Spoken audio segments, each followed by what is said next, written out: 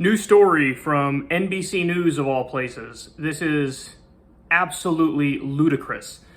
Department of Homeland Security seeks contractor to run migrant detention facility at Gitmo.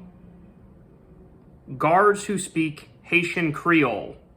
DHS told NBC News it is not sending and will not send Haitian nationals being encountered at the southwest border to the Guantanamo Bay facility.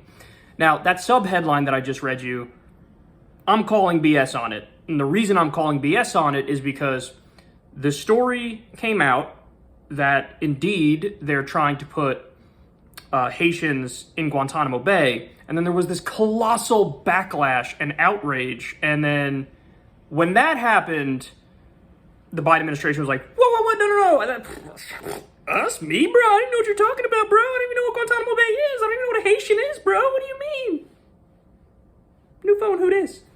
So, I definitely believe that they were planning on doing that. So let me read you some of this here from Jacob Sobroff and Ken Delanian. The Biden administration is advertising for a new contract to operate a migrant detention facility at the U.S. Naval Base at Guantanamo Bay, Cuba, with a requirement that some of the guards speak Spanish and Haitian Creole, according to government records. A little-known immigrant holding facility on the base has a capacity of 120 people, the records say, and it will have an estimated daily population of 20 people, according to a solicitation for bids issued Friday by the Department of Homeland Security.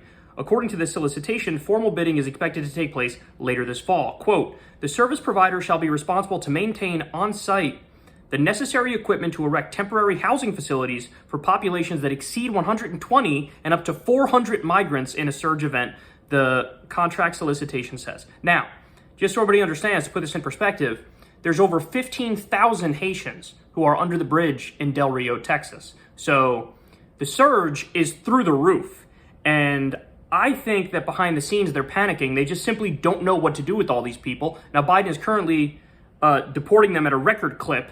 He's using Title 42, which was used under the Trump era, to say, hey, we have a pandemic. What are we going to do? Skip the whole due process thing. Get them out of here. Get them out of here.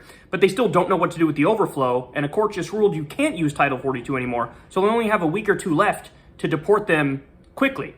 So eventually they're not going to be able to legally. And then they're struggling to figure out what to do.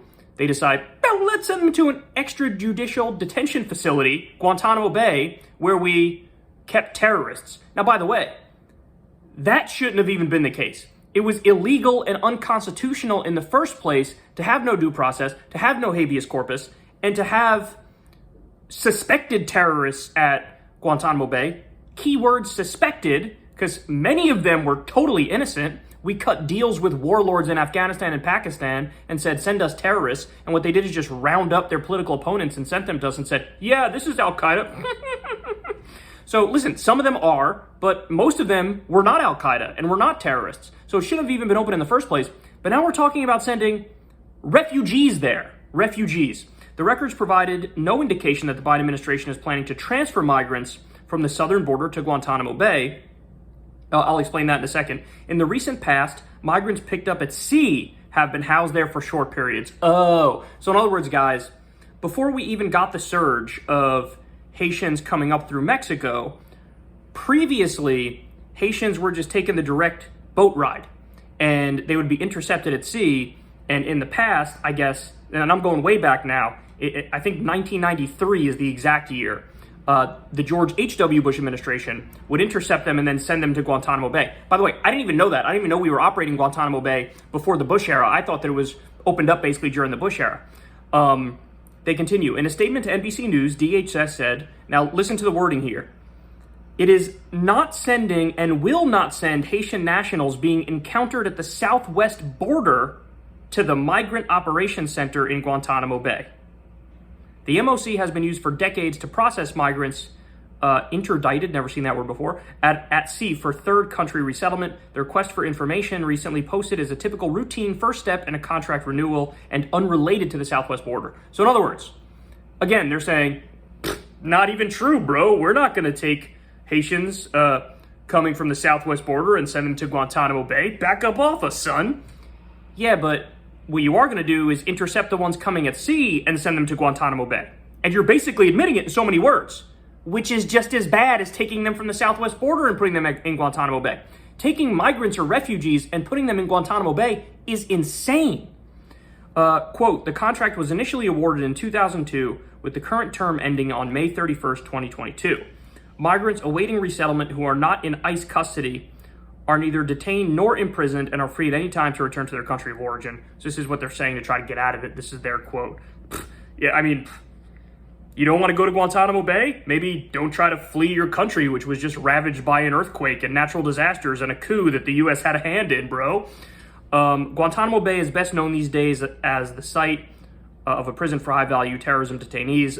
It goes on here, and they go on to explain exactly what I said before, which is that during the George H.W. Bush administration from 91 to 93, get this, they put as many as 12,000 migrants and refugees in Guantanamo Bay under a policy that was overseen by then Attorney General William Barr, who also was in the Trump administration much later. So, I mean, what is there to say about this? Guys, this is insane. I want you to stop and think for a second. If this was happening under Donald Trump, what would the reaction be? I mean, Democrats across the board would be screaming bloody murder and they'd be melting down, and they would be correct. I would be part of that chorus that would be screaming and melting down. So guess what? That's exactly what we should be doing under Biden.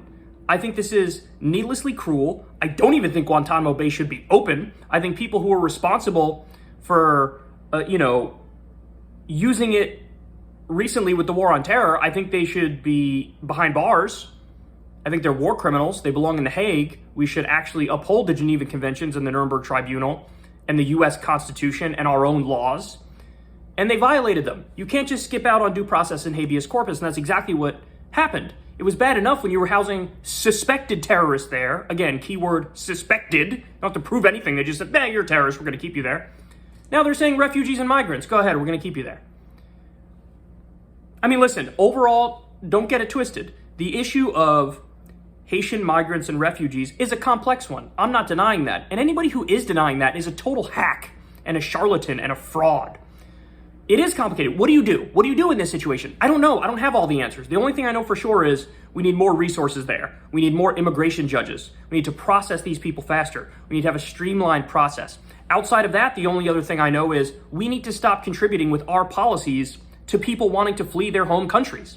Most people don't want to leave everything they've ever known. But guess what? If you have endless cartel violence brought about because of the drug war, if you have terrible trade policy that destroyed the economy in your region, if you have natural disaster after natural disaster, if you have coup after coup, people are then going to want to flee because they have to flee. So the only things we could do, speed up the process, more immigration judges, and stop contributing to what leads to people fleeing their country in the first place. Outside of that, I don't know. Like I told you guys, I think you have to look on a case-by-case basis, determine who can stay and who can't stay. Some are going to get refugee status. Some are going to be denied refugee status. I think that's okay. I disagree with the extremes. Some Democrats would effectively argue they're all refugees, so let them all stay. And some Republicans will say, maybe all the Republicans will say, deport them all. I think they're both wrong. So I don't know what to do. But what I do know is you don't send migrants and refugees to Guantanamo Bay. You don't send anybody to Guantanamo Bay. They should have shut that down and prosecuted the people who opened it up in the first place a long time ago. So this is an example. Meet the new boss, same as the old boss. But in this case, not really, because this wasn't even happening under Trump. I mean, it's still open. Trump didn't close it. But sending migrants and refugees there is not something Trump did. So in this instance, meet the new boss, worse than the old boss. Now, again, don't take it out of context. That's limited to this specific issue, but there's a lot of criticism to go around here. This is totally unacceptable.